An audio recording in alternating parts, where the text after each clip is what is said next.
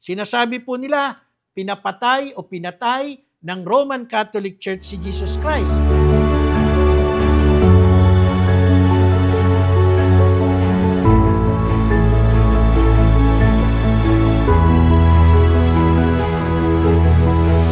You're watching ETVN Philippines.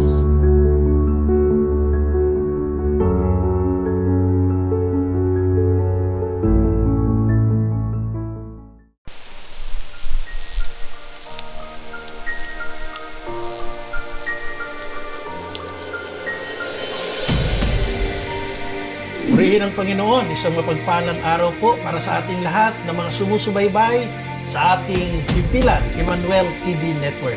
We all believe that Jesus Christ is God. We all believe in the Trinity. So that so much more is the thing that will make you stay and make you continue on with faith. Ito po ang katotohanan ng ating pananampalataya. Maraming salamat po sa inyong pagsama hanggang sa mga susunod po nating pagtatanghal. Ako po si Brother Marco, si Evangelista, na lagi pong nagpapaalala at nagsasabing, ang Diyos ay sumasa atin, Emmanuel.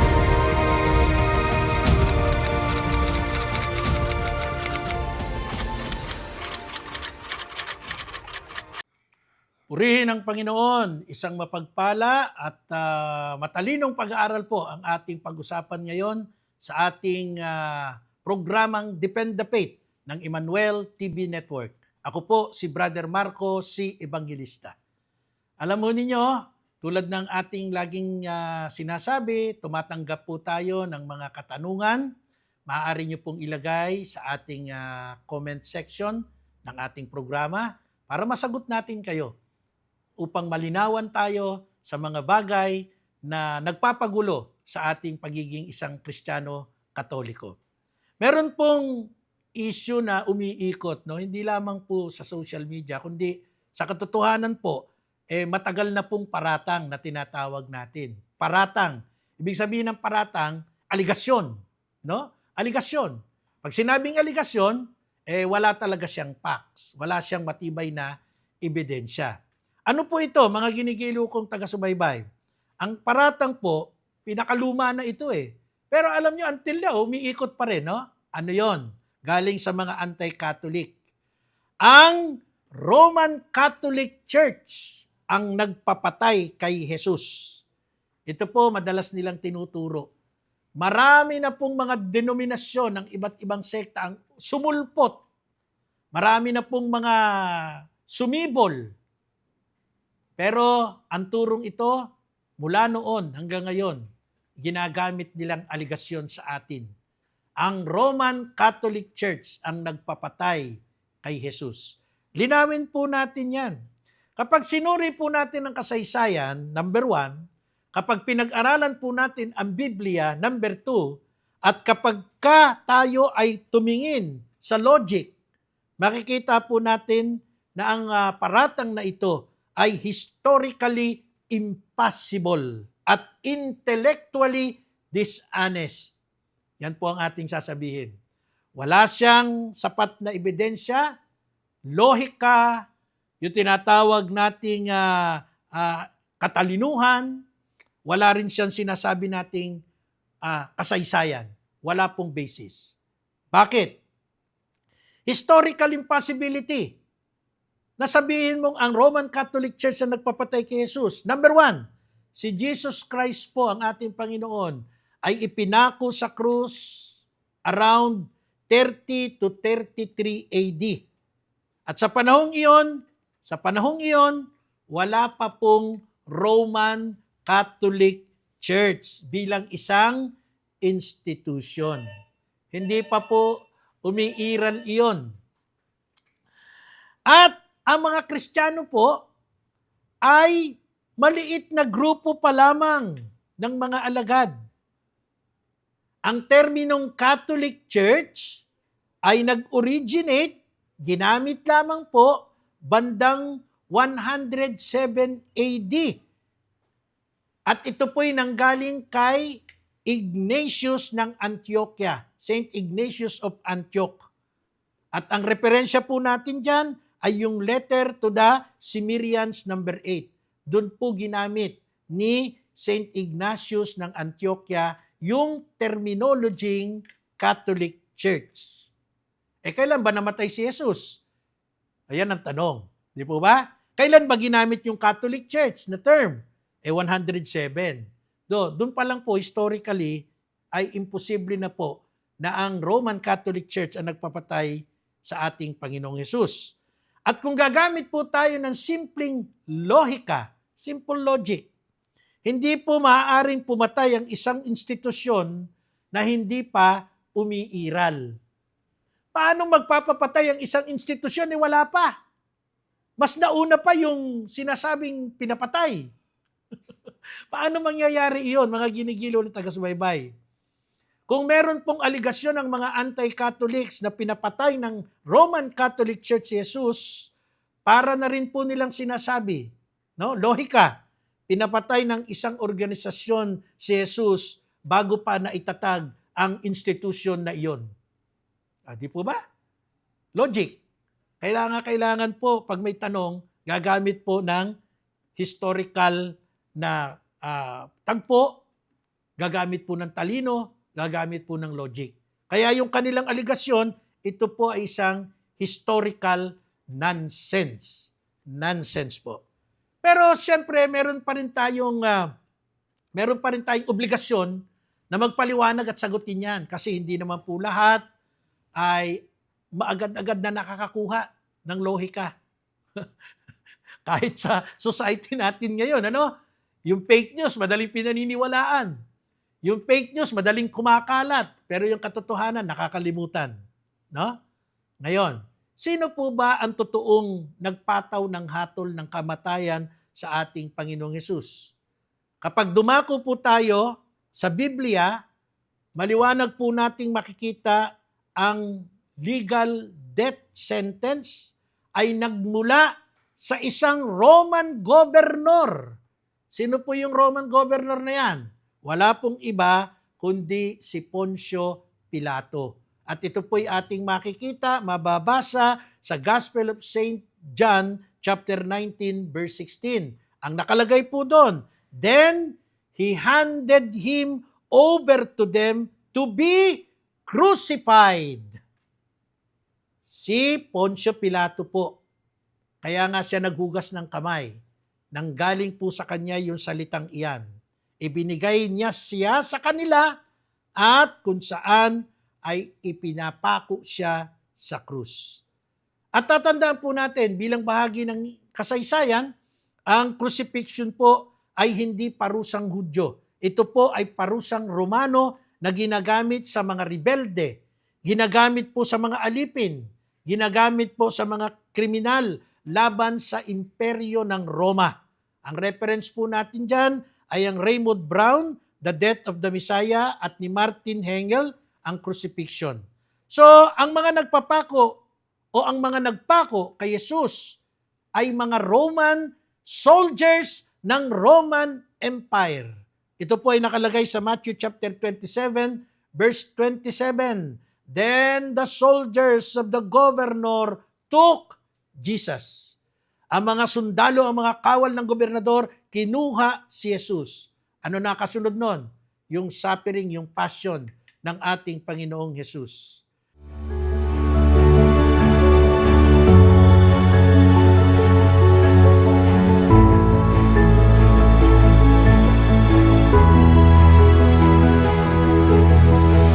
You're watching ETVN Philippines.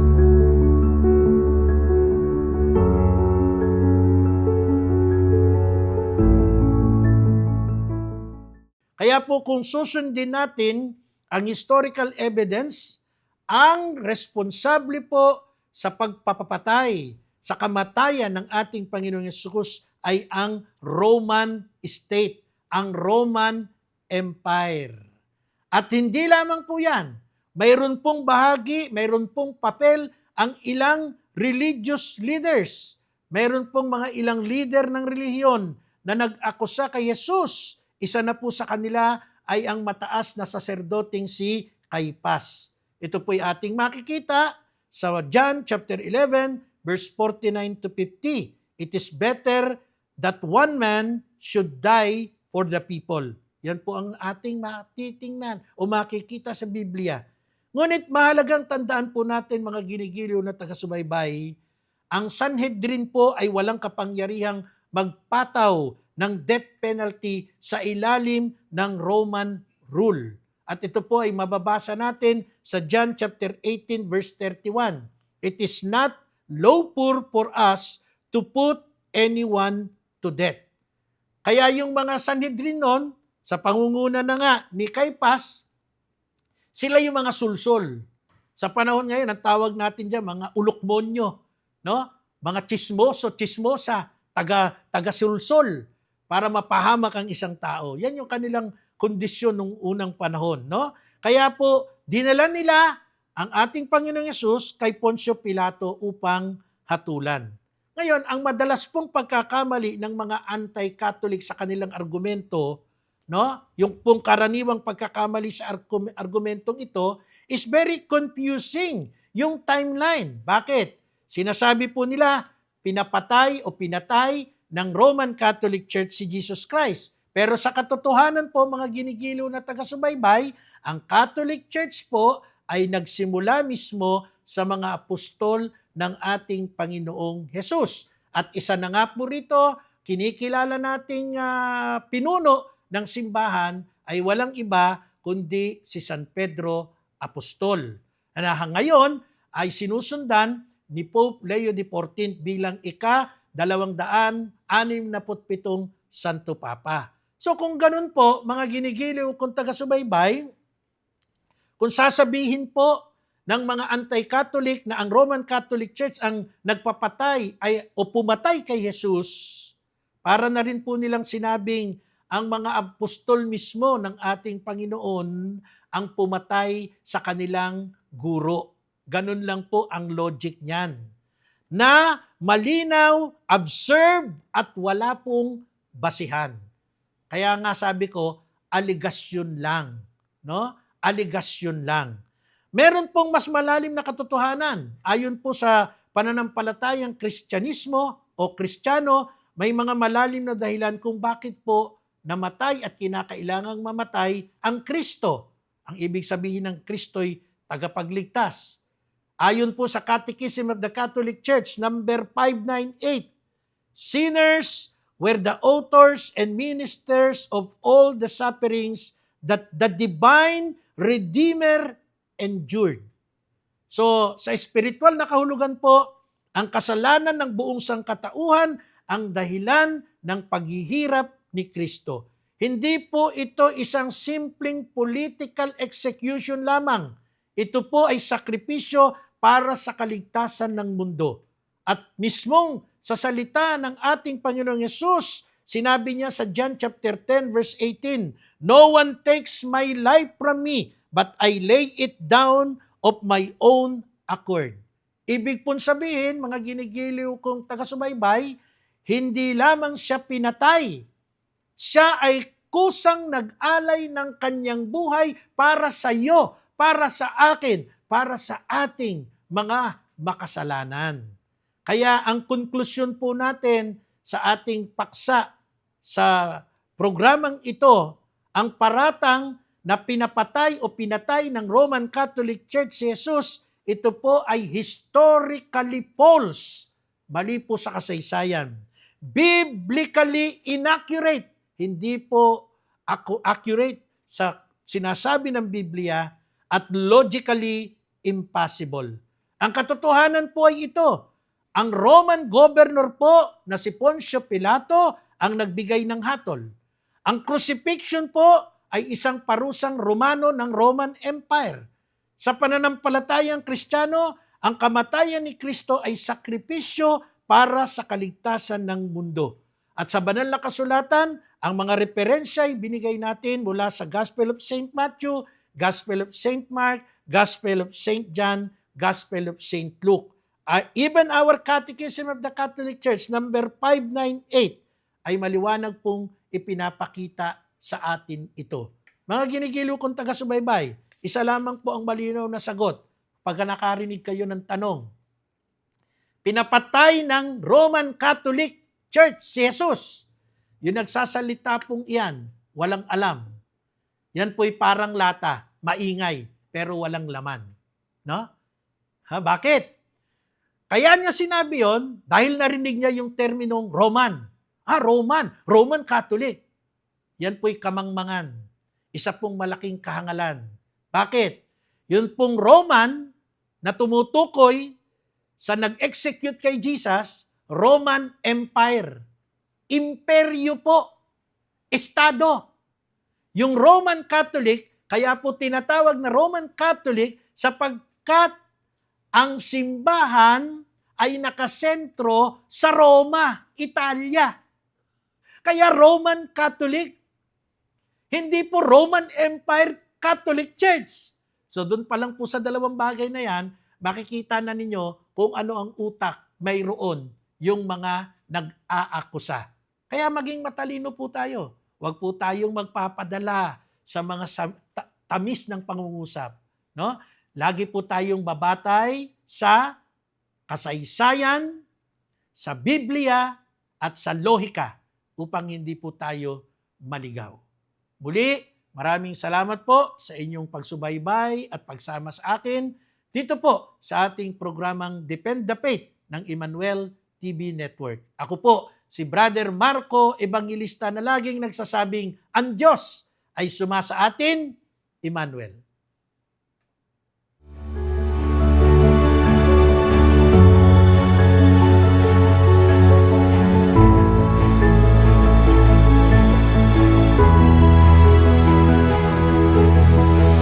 You're watching ETVN Philippines.